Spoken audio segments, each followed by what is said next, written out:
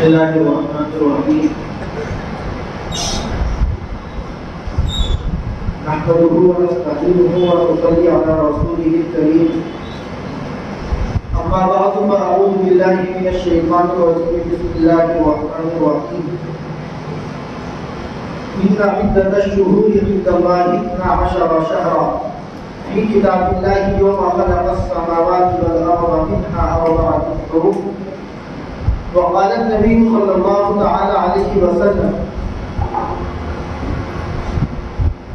افضل الصيام بعد رمضان شهر الله المحرم. وقال عليه الصلاة والسلام صيام يوم عاشوراء إني أحتسب على الله أن يكفر السنة التي قبله أو كما قال عليه الصلاة والسلام. قابل صد احترام بزرگ بھائیوں اور دوستوں،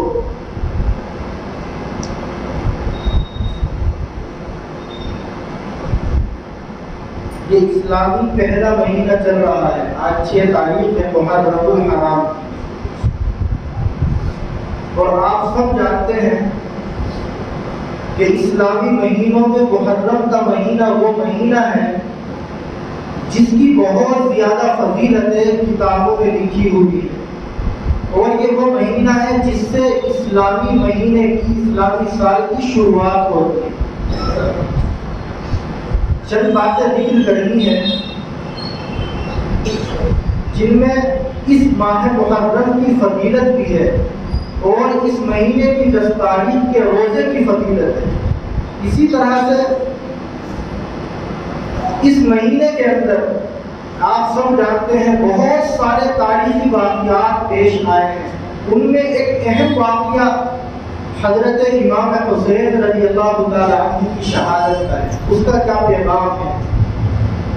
اور اس مہینے کے اندر بہت ساری چیزیں جو ہمارے درمیان میں مشہور ہیں لیکن حقیقت سے ان کا کوئی لینا دینا نہیں ہے، ان پر انشاءاللہ بات ہوگی. دعا کریں کہ اللہ رب العزت مجھے صحیح اور سچی باتیں کہنے کی اور ہم سب کو ان پر عمل کرنے کی توفیق نصیب فرمائے. بزرگوں، بھائیوں اور دوستوں، پہلی بات ہم یہ سمجھیں، اس سے پہلے بھی یہ بات ذکر ہوئی ہے کہ اسلامی مہینوں میں یہ جو محرم الحرام کا مہینہ ہے، اس مہینے سے اسلامی سال کی شروعات کیوں ہوئی؟ اسی طرح سے آپ سب جانتے ہیں کہ ہم اسلامی سال کو ہجری سال کہتے ہیں. تو اس ہجری سال کو ہجری سال کیوں کہا گیا؟ یعنی ہجرت کے واقعے کو اس کی بنیاد کیوں بنایا گیا؟ اس پر ہم چند باتیں سمجھیں تاکہ ہمیں اسلام کی بیسک اور موٹی موٹی معلومات ہو سکے. اس کو بیسک معلومات ہی کہوں گا، لیکن افسوس ہے کہ ہمیں یہ بھی معلوم نہیں ہو پا رہی. مورخین نے لکھا ہے، جو تاریخ لکھنے والے ہیں، کہ اللہ کے نبی علیہ السلام کی بعثت کے زمانے میں بھی عربوں کے یہاں تاریخ لکھنے کا اور دنوں کو متعین کرنے کا معمول تھا، لیکن وہ اپنے حساب و کتاب کو لکھنے کے لیے یا کسی اہم یادگار کو متعین کرنے کے لیے ایسا نہیں ہے کہ باضابطہ تاریخیں لکھتے ہو یا سال کی شروعات کرتے ہو، بلکہ ہوتا یہ تھا کہ جس واقعے کو وہ اہم سمجھتے تھے یا جس دن کوئی حادثہ پیش آیا ہوا ہوتا تھا یا جس دن کوئی جنگ ہوئی ہوتی تھی، بعض لوگوں نے اصحاب فیل کے واقعے کو بھی لکھا. وہاں سے وہ لوگ اپنا حساب و کتاب لگاتے تھے اور اپنی اہم چیزوں کو متعین کیا کرتے تھے. لیکن جب حضرت عمر بن الخطاب رضی اللہ تعالی عنہ کا زمانہ آیا اور آپ امیر المؤمنین بنے اور مسلمانوں کے خلیفہ بنے، تو آپ کا زمانہ وہ زمانہ ہے، آپ نے بارہا سنا ہوگا کہ جس زمانے کے اندر اسلام تیزی سے بڑھا اور بہت تیزی سے اسلام کو فتوحات حاصل ہوئی. چنانچہ آپ کی خلافت کے زمانے میں 22 لاکھ مربع میل زمین پر اسلام کا پرچم لہرایا اور آپ بیک وقت 22 لاکھ مربع میل زمین کے خلیفہ اور امیر بنے. جب اسلام کا سلسلہ فتوحات کا بہت تیزی سے آگے بڑھا تو صحابہ کے درمیان مشورے ہوئے، اس چیز کو لے کر کے مشورے ہوئے کہ ہمیں اپنی تاریخ کو محفوظ کرنے کے لیے، حساب و کتاب کو لکھنے کے لیے دنوں کو متعین کرنے کی ضرورت ہے، لہذا اس سلسلے میں ہم مشورہ کریں۔ حضرت عمر رضی اللہ تعالیٰ عنہ نے بڑے بڑے عظیم صحابہ کو جمع کیا، مختلف رائے سامنے آئی، جن میں سے چند رائے میں آپ کے سامنے رکھوں۔ بعض لوگوں نے یہ کہا کہ ہم سال کی شروعات کے لیے اللہ کے نبی علیہ السلام کی پیدائش کے واقعے کو متعین کرتے ہیں، اس لیے کہ اللہ کے نبی تمام رسولوں کے رسول ہیں اور ہم سب کے سب سے عظیم اور سب سے لاڈلے انسان ہیں، اس لیے جس دن وہ دنیا کے اندر تشریف لائے تھے ہم اس دن کو تاریخی دن کہیں گے اور وہیں سے سال کی شروعات کریں گے، اس کو متعین اور معیار کریں گے۔ دوسری رائے کچھ لوگوں نے یہ دی کہ نہیں، جس دن اللہ کے نبی علیہ السلام کو نبی بنایا گیا 40 سال کی عمر میں اور اللہ کے نبی پر سب سے پہلے جس دن وحی نازل ہوئی اس دن کو، جو کہ تاریخ میں بہت زیادہ اہمیت حاصل ہے، اس لیے ہم اس کو بہترین دن قرار دیں گے اور اسی دن کو ہم سال کی شروعات کا دن کہیں گے۔ کچھ لوگوں نے یہ رائے دی کہ جس دن جنگ بدر کا واقعہ پیش آیا ہم اس کو بنیاد بنائیں، اس لیے کہ وہ دن بھی اسلام کا بہت تاریخی دن ہے۔ 313 نے اسلام کے عظیم ہیرو بن کر کے، آپ جانتے ہیں کہ 1000 کے مقابلے میں اسلام کو جھنڈا کو بلند کیا تھا، بہت تاریخی دن۔ کچھ نے اس کے سلسلے میں رائے دی اور بعد نے کہا کہ نہیں، جس دن مسلمان مکہ المکرمہ میں فاتح بن کر کے داخل ہوئے تھے اور اسلام کے ہیرو نے مکہ المکرمہ کو فتح کیا تھا، ہم اس دن کو معیار بنائیں گے۔ کچھ نے کہا کہ اللہ کے نبی علیہ السلام نے جس دن آخری حج کیا تھا، آپ جانتے ہیں تقریباً 1.25 لاکھ کا صحابہ اللہ کے نبی کے ساتھ تھا، کچھ صحابہ نے کہا کہ وہ دن اسلام کی ظاہری اور معنوی تکمیل اور فتح کا دن ہے، اس معنی کر ہم اس دن کو معیار بنائیں گے۔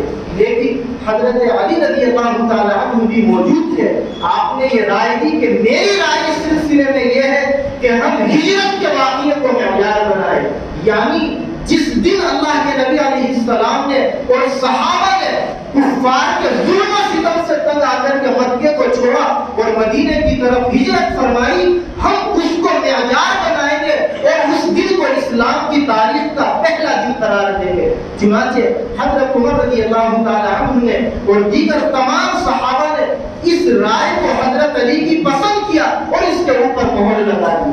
اب یہاں ہم سب اس تاریخی واقعے کو یاد رکھیں اور یہ بات اپنے ذہنوں میں رکھیں، اپنے بچوں کو بھی بتلائیں، اپنے گھر کی لڑکیوں کو بھی بتلائیں کہ اسلامی ہجری سال کی جو ابتدا ہوئی ہے وہ 20 جمادی الاخری کو سن 17 ہجری کو ہوئی ہے۔ حضرت عمر بن الخطاب کا زمانہ تھا اور سن 17 ہجری تھی، یعنی اللہ کے نبی علیہ السلام کو اور صحابہ کو مکہ مکرمہ چھوڑ کر مدینے کی طرف ہجرت کیے ہوئے 17 سال گزر چکے تھے۔ اس کے بعد میں ان لوگوں نے بیٹھ کر اس کو معیار بنایا اور اس دن سے اس محرم الحرام کے مہینے کی پہلی تاریخ کو صحابہ نے اسلامی تاریخ کی پہلی سال کی تاریخ قرار دیا۔ یہ بات ہم یاد رکھیں کہ سن 17 ہجری کو 20 جمادی الاخری کی تاریخ میں صحابہ نے اس کے اوپر مہر لگائی اور ہجرت کے واقعے کو معیار بنایا۔ اسی لیے ہم دنیا کے تمام مسلمان جب اسلامی تاریخ لکھتے ہیں تو تاریخ لکھنے کے بعد ہجری لکھتے ہیں۔ ہجری اسی لیے لکھتے ہیں کہ اللہ کے نبی علیہ السلام کی ہجرت کے واقعے کو صحابہ نے بنیاد بنایا اور آپ نے جس دن صحابہ کو لے کر کے مکے کو چھوڑ کر مدینے کی طرف ہجرت فرمائی تھی اس کو معیار بنا کر کے سال کا پہلا دن اس کو قرار دیا۔ یہ سب سے پہلی بات ہوئی۔ اب یہاں مورخین نے بڑی اہم بات، جو بڑی پوائنٹ کی بات ہے یہ لکھی کہ آپ اگر غور کریں گے تو اسلامی تاریخ دنیا کی تمام قوموں کی تاریخ سے بالکل الگ ہے۔ آپ کسی کی بھی تاریخ پڑھیں، یہودیوں کی تاریخ پڑھیں، عیسائیوں کی تاریخ پڑھیں یا ان کے علاوہ کسی اور مذہب کی کی تاریخ پڑھیں تو آپ اس نتیجے تک پہنچیں گے، رائٹروں نے لکھا ہے کہ وہ لوگ اپنے کسی بڑے آدمی کی یا تو پیدائش کے دن کو تاریخی دن کہتے ہیں، یا اپنے کسی بڑے آدمی کے انتقال کے دن کو تاریخی دن کہتے ہیں، یا جس دن ان کی کوئی جنگ میں ان کو کامیابی ملی ہو اس کو وہ تاریخی دن کہتے ہیں۔ اسلام نے نہ جنگ بدر کو تاریخی کہا، تاریخی دن ہے، لیکن ہجرت کی تعیین کے لیے صحابہ نے ہجرت کو معیار بنایا اور جنگ بدر کو معیار نہیں بنایا۔ اگر وہ چاہتے تو ربیع الاول کے مہینے کو اسلام کا پہلا مہینہ کہتے ہیں۔ کیوں؟ اس لیے کہ یہ مہینہ وہ ہے ربیع الاول کا جس مہینے میں اللہ کے نبی علیہ السلام پیدا ہوئے، اور اسی مہینے کی یا تو 8 تاریخ کو یا 12 تاریخ کو آپ مدینہ المنورہ کے اندر عزت کے ساتھ داخل ہوئے۔ اگر چاہتے صحابہ تو ہجرت جس دن مکمل ہوئی، یعنی مدینے میں جس مہینے میں آپ داخل ہوئے اور جس مہینے میں آپ پیدا ہوئے ربیع الاول کے مہینے میں، اگر صحابہ چاہتے تو اس مہینے کو معیار بناتے، محرم کو نہ بناتے، لیکن تمام تاریخ لکھنے والوں نے لکھا کہ محرم کے مہینے کو اس لیے معیار بنایا کہ اس زمانے کے اندر بھی اور آج بھی اس مہینے کو اللہ کی نظروں میں بہت احترام کا مہینہ کہا گیا۔ اس مہینے کو حدیث کے اندر شہر اللہ کہا گیا کہ یہ اللہ تعالیٰ کا مہینہ ہے، اور اس زمانے جاہلیت میں بھی اس محرم کے مہینے کو لوگ بہت زیادہ عظمت کا مہینہ سمجھتے تھے۔ پچھلے ہفتے میں نے بتایا تھا قرآن کی سورۃ توبہ کی آیت نمبر 36 میں اس بات کا اللہ نے ذکر فرمایا کہ اللہ کے یہاں مہینوں کی تعداد 12 ہے، اور ان 12 مہینوں میں اللہ فرماتے ہیں اربعۃ حرم، 4 مہینے وہ ہیں جو بہت زیادہ قابل احترام ہیں۔ جاہلیت کے زمانے میں بھی لوگ ان کا احترام کرتے تھے۔ وہ 4 مہینے میں نے بتائے تھے، ذوالقعدہ کا مہینہ، ذوالحج کا مہینہ، اور محرم کا مہینہ، اور ایک رجب کا مہینہ۔ لیکن ان 4 مہینوں میں اگر ہم غور کریں گے تو یہ جو محرم کا مہینہ ہے یہ ان 4 میں بھی سب سے زیادہ عظمت والا مہینہ ہے، اور اس کی وجہ یہ ہے کہ اس کی نسبت اللہ کی طرف کی گئی۔ حدیث کے اندر کہا گیا شہر اللہ المحرم، کہ یہ اللہ رب العزت کا مہینہ ہے۔ اور مورخین نے یہ لکھا کہ صحابہ کرام رضی اللہ تعالی عنہم اجمعین جب حج کے اعمال سے فارغ ہوتے، ذی الحج کے مہینے میں حج ہوتا ہے، آپ سب جانتے ہیں حاجی لوگ آج بھی حج گئے ہوئے تھے، اب واپسی کر رہے ہیں، تو وہ لوگ اپنے کاروبار کی ابتدا اور شروعات اس ماہ محرم سے کرتے تھے۔ ان تمام وجوہات کی بنیاد پر صحابہ نے اس ماہ محرم کو سال کا سب سے پہلا مہینہ قرار دیا۔ یہ جواب ہے اس سوال کا کہ مسلمان اس ماہ محرم کو سب سے زیادہ عظمت کیوں دیتے ہیں، اور اس ماہ محرم سے اسلامی مہینے کی شروعات کیوں ہوتی ہے، اسلامی تاریخ کی اور اسلامی سال کی ابتدا اس محرم کے مہینے سے کیوں ہوئی، کسی اور مہینے سے بھی ہو سکتی ہے۔ تو ان تمام سوالوں کا جواب یہ ہے جو تاریخ کے حوالے سے ہمیں ملتا ہے کہ یہ مہینہ وہ ہے جو اللہ کی نظروں میں سب سے زیادہ عظمت والا مہینہ ہے۔ لیکن اس کا یہ مطلب نہیں ہے کہ اس مہینے کی فضیلت ماہ رمضان سے بھی زیادہ ہے۔ اس مہینے کی عظمت اپنی جگہ اور ماہ رمضان کی عظمت اور فضیلت روزوں کی بنیاد پر اپنی جگہ ہے۔ اس مہینے کے تقدس اور اس مہینے کی فضیلت کو روزوں کی بنیاد پر کوئی دوسرا مہینہ نہیں لگ سکتا۔ لیکن سال کی جو کہ شروعات اس مہینے سے ہوئی وہ اس لیے ہوئی کہ یہ اللہ کی نظروں میں بہت زیادہ عظمت اور فضیلت والا مہینہ ہے۔ چنانچہ ہم غور کریں تو سمجھ میں آئے گا کہ اس ماہ محرم کی فضیلتیں اس کی عظمت کی بنیاد پر اللہ کے نبی نے خوب بیان فرمائی۔ میں وقت کی مناسبت سے چند حدیث ذکر کر کے بات آگے بڑھاتا ہوں۔ اللہ کے نبی صلی اللہ تعالی علیہ وسلم نے ارشاد فرمایا، مسلم شریف کی 1163 نمبر کی روایت ہے، افضل الصیام بعد رمضان شہر اللہ المحرم۔ غور کریں، اس مہینے کی عظمت کا اندازہ لگائیں۔ آپ فرماتے ہیں کہ رمضان المبارک کے روزوں کے بعد، غور کریں، رمضان المبارک کے روزوں کے بعد اللہ کی نظروں میں سب سے زیادہ جو عظمت والا مہینہ ہے وہ محرم کا مہینہ ہے، اور یہ مہینہ وہ ہے جو شہروا یعنی اللہ کا مہینہ ہے۔ چنانچہ امام طبرانی رحمۃ اللہ علیہ نے اپنی کتاب المعجم الکبیر کے اندر اس مہینے کے نفلی روزوں کی ایک فضیلت بیان کی، اور آپ نے فرمایا من صام یوما من شہر المحرم فلہ بکل یوم 30 یوما، کہ اگر کوئی مسلمان اس ماہ محرم کے اندر ایک نفلی روزہ رکھے گا تو اللہ رب العزت اس کو ایک کے بدلے میں 30 روزوں کی فضیلت عطا فرمائے۔ یہ اس مہینے کی فضیلت ہے جو آپ نے بیان کی۔ مشکات شریف کی روایت ہے، حضرت علی رضی اللہ تعالی عنہ فرماتے ہیں، اور ترمذی نے اس کو 732 نمبر پر نقل کیا، حضرت علی رضی اللہ تعالی عنہ سے کسی نے سوال کیا اور پوچھا کہ آپ یہ بتائیے کہ رمضان المبارک کے مہینے کے بعد آپ سب سے زیادہ نفلی روزہ رکھنا کس مہینے میں افضل سمجھتے ہیں؟ یعنی اگر کوئی آدمی نفلی روزے رکھنا چاہے تو رمضان کے بعد کس مہینے میں رکھے تاکہ اس کو زیادہ سے زیادہ ثواب ملے؟ حضرت علی نے جواب میں کیا فرمایا؟ وہ فرماتے ہیں کہ یہی سوال ہم لوگوں نے اللہ کے نبی سے کیا تھا کہ یا رسول اللہ، ماہ رمضان کے بعد سب سے زیادہ نفلی روزوں کا ثواب کس مہینے میں ہے؟ تو اللہ کے نبی علیہ السلام نے فرمایا تھا کہ اگر کوئی رمضان المبارک کے بعد زیادہ ثواب حاصل کرنے کے لیے نفلی روزے رکھنا چاہے تو وہ اس ماہ محرم کے اندر رکھے۔ علماء نے لکھا کہ رمضان المبارک کے مہینے کے اگر کسی عورت کے، اگر کسی مرد کے روزے چھوٹ گئے ہوں تو اس کو چاہیے کہ اس کے لیے زیادہ فضیلت کا موقع یہ ہے کہ وہ اس ماہ محرم کے اندر اپنے ان روزوں کی قضا کرے۔ انشاءاللہ ان روزوں کی قضا کی برکت سے رمضان کے چھٹے ہوئے روزے بھی ادا ہوں گے، اور اس مہینے کے نفلی روزوں کی برکت سے اللہ تعالیٰ ہمیں ہو سکتا ہے، بلکہ یقین ہے کہ ایک روزے کے بدلے میں ہمیں مستقل 30 روزوں کا ثواب عطا فرمائے۔ یہ فضیلت ہے اس مہینے کی۔ اس کے علاوہ جب ہم آگے بڑھیں گے تو اس مہینے کی 10 تاریخ کو وہ دن آتا ہے جس کو مسلمان یوم عاشورہ کہتے ہیں۔ عاشورہ عربی کا لفظ ہے۔ اس مہینے کی 10 تاریخ کو یوم عاشورہ کہا گیا، اور اس دن کی اللہ کے نبی نے خود مستقل فضیلت بیان فرمائی۔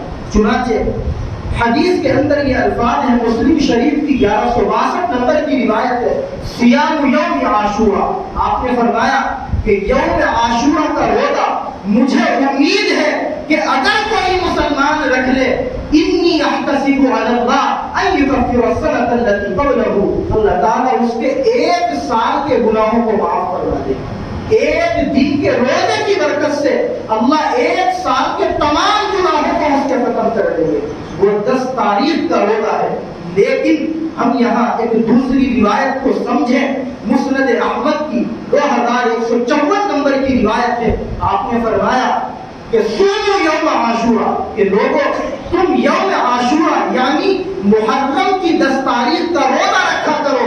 آگے آپ نے فرمایا وخالفوا فیہ الیہود، اور تم اس روزے کے سلسلے میں یہودیوں کی مخالفت کیا کرو، اور آپ نے حکم دیا صوموا قبلہ یوما او بعدہ یوما، یا تو اس دن سے 1 دن پہلے کا یا اس دن کے 1 دن بعد کا روزہ بھی رکھ لیا کرو۔ چنانچہ ایک دوسری روایت ہے، اللہ کے نبی علیہ السلام نے فرمایا، آپ یہ فرماتے ہیں کہ میں آئندہ سال اگر زندہ رہا تو میں اس 10 محرم کے روزے کے ساتھ 1 دن کا روزہ یعنی اگلے دن کا روزہ اور رکھوں گا۔ لیکن اللہ کی قدرت کا کرشمہ، اللہ نے اپنے نبی کو آئندہ سال اس دن کے آنے سے پہلے اپنے پاس بلا دیا، اور آپ اگلے سال یوم عاشورہ کا اور اس کے ساتھ اگلے دن کا روزہ نہیں رکھ پائے۔ اس لیے علماء نے لکھا ہے کہ جو مسلمان یوم عاشورہ کے روزے کی فضیلت حاصل کرنا چاہے اس کو چاہیے وہ تنہا 1 روزہ نہ رکھے۔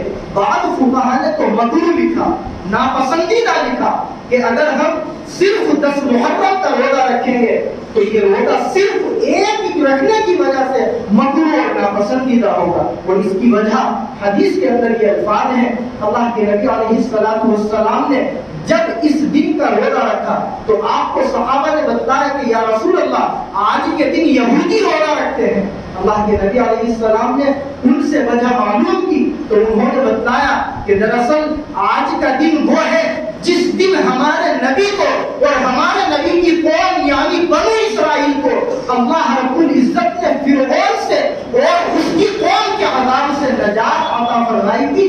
اس لیے ہم آج کے دن کے روزے کو ضروری سمجھتے ہیں. اللہ کے نبی نے اس موقع پر فرمایا تھا وَخَالِفُ الْيَهُودَ کہ تم یہودیوں کی مخالفت کیا کرو. اس لیے اس دن کے ساتھ ایک دن پہلے کا یا ایک دن بعد کا ہم مسلمانوں کو روزہ رکھنے کا اللہ کے نبی نے حکم دیا. لہذا ہم مسلمان اگر اس سال 10 محرم کے روزے کو رکھنا چاہیں اور ایک سال کے گناہوں کا کفارہ سمجھ کر کے اس نفلی روزے کو ادا کرنا چاہیں ہم آنے والے منگل کے دن روزہ رکھیں. آج جمعہ ہے, آنے والے منگل کو غالباً 9 اگست ہوگی. اس تاریخ کو اسلامی 10 تاریخ ہوگی اور یوم عاشورہ ہوگا. اس لیے ہم منگل کے دن یعنی 9 اگست کا روزہ رکھیں, یعنی اس کے ساتھ یا تو اس سے پہلے دن پیر اور منگل کا روزہ رکھیں یا منگل کا اور اس کے بعد بدھ کا ہم روزہ رکھیں تاکہ مسئلے کے مطابق حدیث کے مطابق ہم عمل کر سکیں. سمجھ میں آ گیا؟ یا تو پیر اور منگل کا روزہ رکھیں یا منگل اور بدھ کا روزہ رکھیں. لیکن یہ روزہ وہ ہے جو یوم عاشورہ کا نفلی روزہ ہے اور فضیلت اس کی یہ ہے کہ اللہ تعالیٰ اس روزے کی برکت سے ایک سال کے گناہوں کو ہمارے معاف فرمائیں گے. لیکن یہ نفلی روزہ ہے, واجب اور فرض نہیں ہے, لہذا اس کو ہم ضروری نہ سمجھیں. اور اگر اللہ ہمیں توفیق دے اور ہم روزہ رکھ لیں تو ہم ان لوگوں کے اوپر لعن طعن نہ کریں, ان کو ٹوکا ٹاکی نہ کریں جو نفلی روزہ نہ رکھیں. اس لیے کہ فرض عبادت کرنے کے بعد بھی ہمیں کسی کو عبادت نہ کرنے پر ٹوکنے کا حق نہیں ہے, تو نفلی عبادت کرنے کے بعد ہمیں کسی مسلمان کو گرا ہوا سمجھنے کی یا ٹوکا ٹاکی کرنے کی بالکل اجازت نہیں ہو سکتی. اللہ ہمیں توفیق دے ہم روزہ رکھیں, اور اگر اللہ توفیق نہ دے ہم نہ رکھیں. اگر ہم بیمار ہیں نہیں رکھ سکتے, کوئی پرابلم ہے نہ رکھیں, نفلی روزہ ہے, لازم اور ضروری نہیں ہے.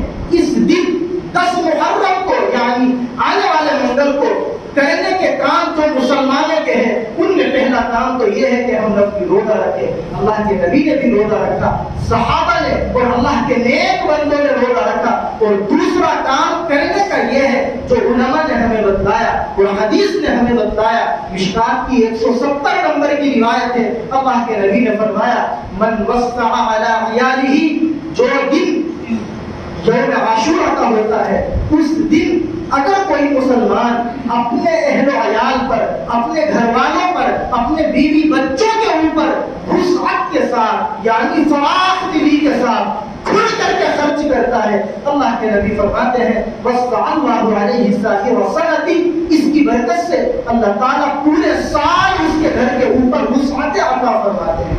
اللہ تعالیٰ اس کو خوب روٹی عطا فرماتے ہیں, اس کی روٹی میں برکتیں پیدا فرماتے ہیں. کچھ لوگ یہ کرتے ہیں کہ 10 محرم کو وہ دوسروں کی دعوتیں کر دیتے ہیں, یہ بھی اچھی بات ہے, لیکن اگر ہم خود اپنے گھر والوں کے اوپر اچھی طرح سے کھل کر خرچ کر دیں تو بھی ہمیں یہ فضیلت حاصل ہو سکتی ہے.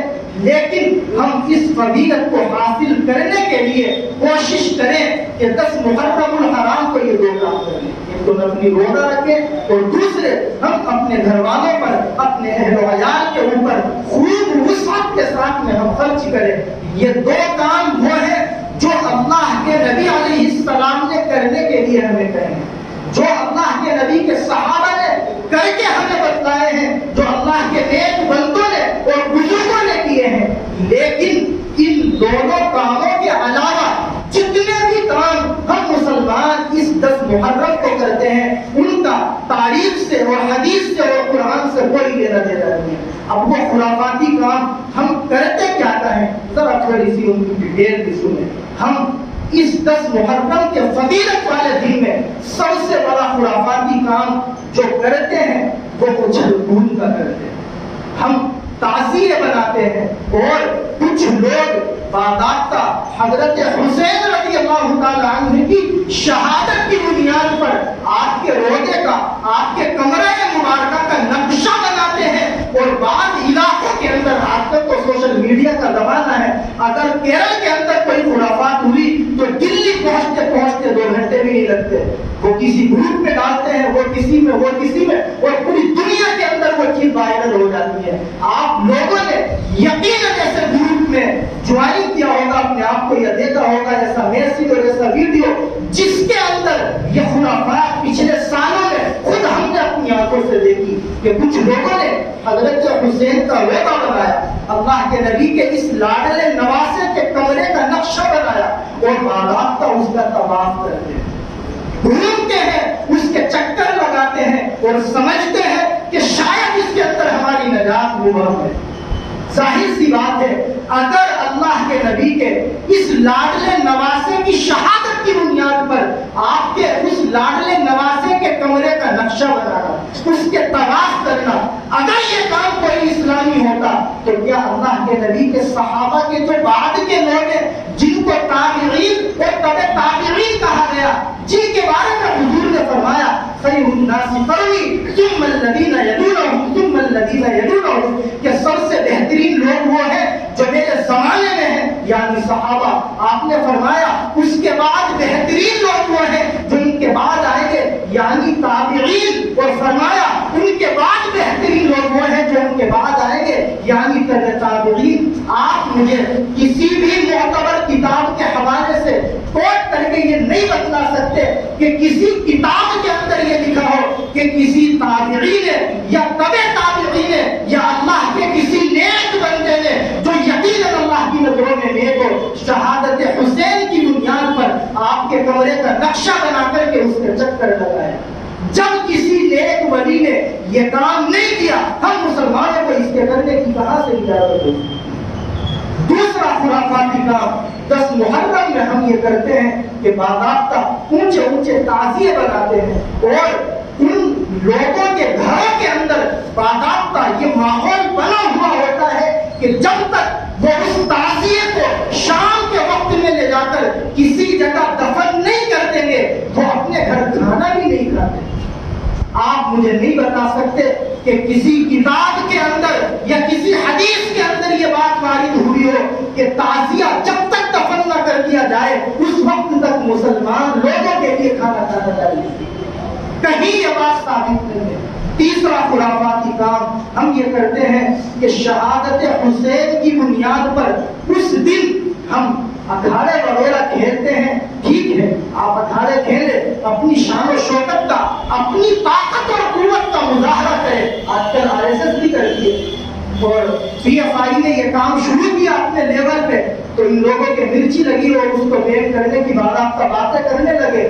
آپ لوگ کریں قانون کے دائرے میں، تو ہندوستان کا قانون ہے تاکہ ہماری گرفت بھی نہ ہو، لیکن جو اس اکھاڑے کے ساتھ ہم نعوذ باللہ ڈی جے کا ننگا ناچ رکھتے ہیں، کیا یہ مسلمان کے لیے جائز ہو سکتا ہے؟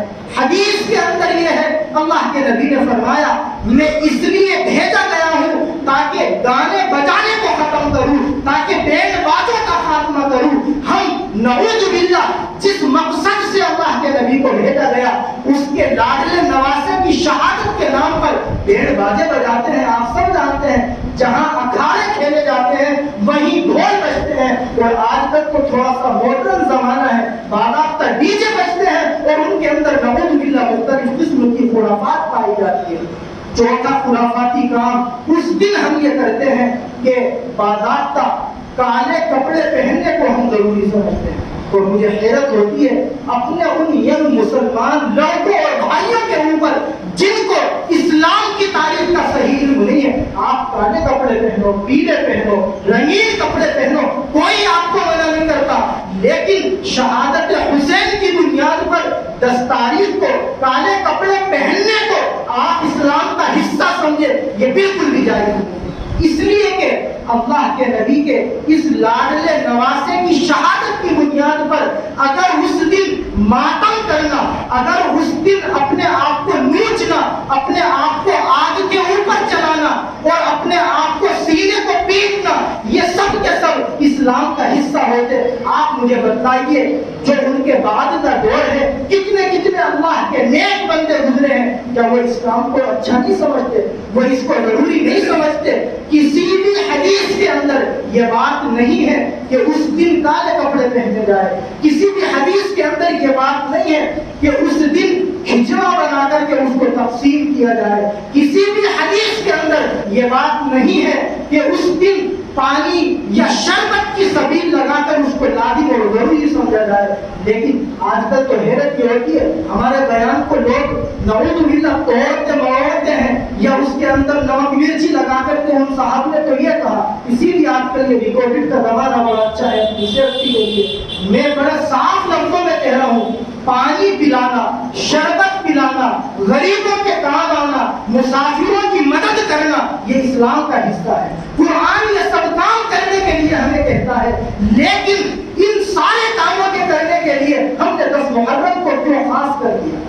آج بھی گرمی ہو رہی ہے، جائیے روڈ کے اوپر، آپ پانی تقسیم کیجئے، شربت تقسیم کیجئے، کوئی آپ کو منع نہیں کرتا۔ کالے کپڑے پہننے ہیں، کھچڑا آپ کو تقسیم کرنا ہے، آج کیجئے۔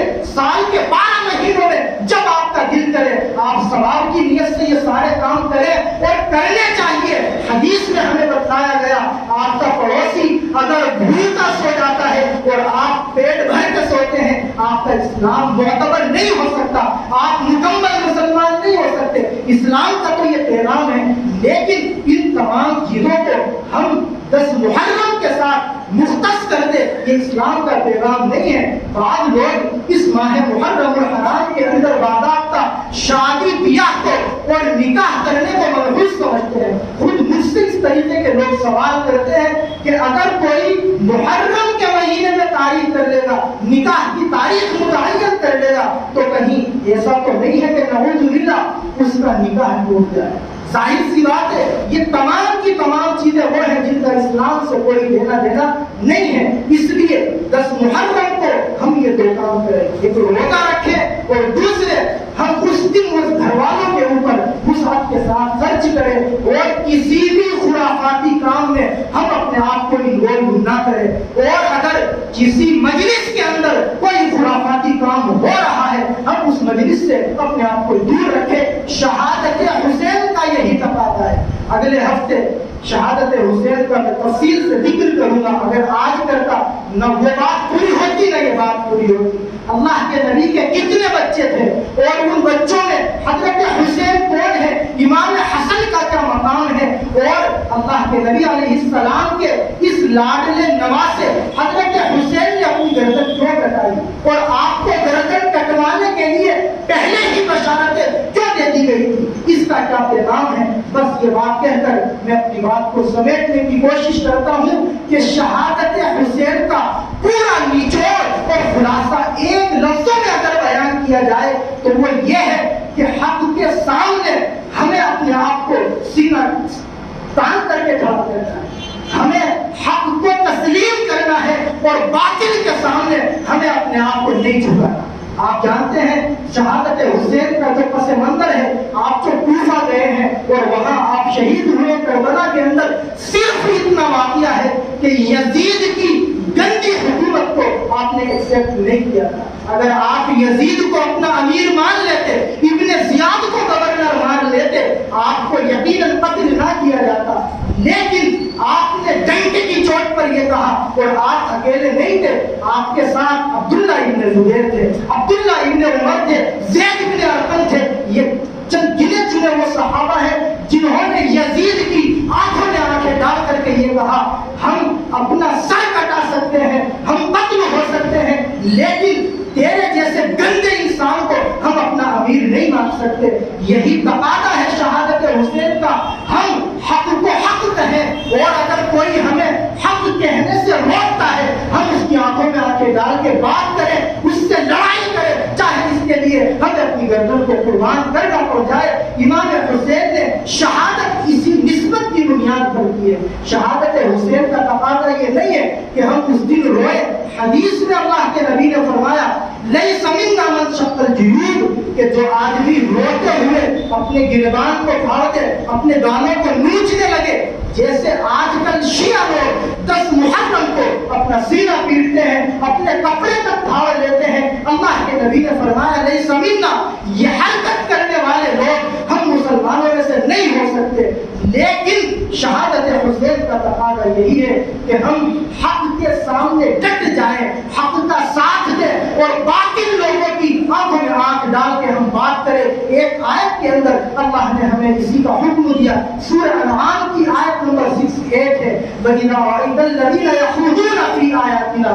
اللہ فرماتے ہیں کہ اے نبی, جب آپ ان لوگوں کو دیکھیں جو ہماری آیتوں کا مذاق اڑاتے ہیں, اسلام میں کمیاں نکالتے ہیں, اسلام کو بدنام کرتے ہیں, فَأَعْرِضْ عَنْهُمْ حَتَّى يَكُونُوا فِي حَدِيثٍ غَيْرِهِ. آپ ایسے لوگوں سے اپنے آپ کو دور کر لیجئے, ان کے ساتھ مت بیٹھیے. آگے فرمایا اگر شیطان آپ کو بھلا دے اور ان گندے لوگوں کے ساتھ آپ پھر بھی بیٹھ جائے, فَلَا تَقْعُدْ بَعْدَ الذِّكْرَىٰ.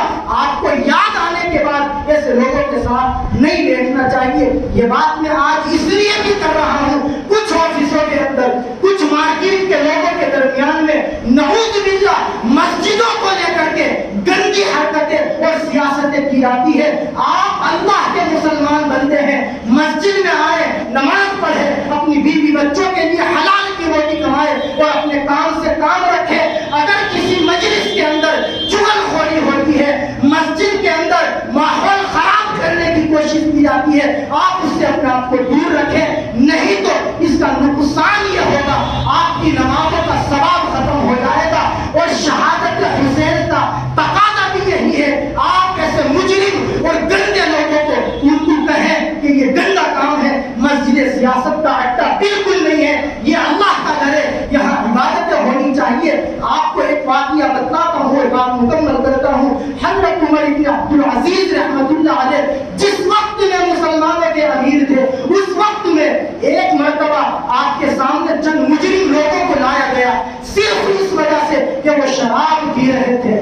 آپ نے جب ان لوگوں کو بلایا تو ایک آدمی نے کہا امیر المؤمنین میں شراب نہیں پی رہا تھا. آپ نے کہا جس کوڑے لگانے والے کو حکم دیا تھا اس کو بھی کوڑے لگائیے اور اس کو بھی سزا دیجیے. وہ کہنے لگا امیر المؤمنین میں روزے سے ہوں. آپ نے کہا غور کریں اس روایت کے اوپر, اگرچہ تو روزے سے ہے, تو نے شراب نہیں پی, میں جانتا ہوں تیری بات کی تسلیم ہے, لیکن ان مجرم لوگوں کے ساتھ تو بیٹھا تھا, اس وجہ سے تجھے بھی سزا دی جائے گی. امام ابو بکر جساس رحمۃ اللہ علیہ اس امت کے بڑے مفسر گزرے, انہوں نے لکھا جس مجلس کے اندر گندی باتیں کی جائے, جس مجلس کے اندر اسلام کے خلاف باتیں کی جائے, اس مجلس کے اندر اگر آپ شریک ہیں, چاہے آپ نے کوئی گناہ نہ کیا ہو, آپ کو بھی برابر کا گناہ ملے گا. اس لیے آپ کو اس مجلس سے اٹھ کر چلے جانا چاہیے. امام شہادت حسین کا تقاضا یہی ہے, ہم حق کا ساتھ دیں اور حق کا ساتھ دیتے ہوئے باطل کو گندا کہے, اور اگر نہیں کہہ سکتے تو یقیناً ہم یزیدی ہوں گے اور ابن زیاد کی صف میں کھڑے ہوں گے. شہادت حسین کا یہ تقاضا نہیں ہے کہ ہم کسی ڈر کی وجہ سے حق کو حق کہنا چھوڑ دیں. اللہ اسی حق کے اوپر ہم سب کو قائم فرمائے اور شہادت حسین سے جو سبق ہمیں ملتا ہے اس پر ہمیں عمل کرنے کی توفیق و رحمت فرمائے. وآخر دعوانا الحمد للہ رب العالمین.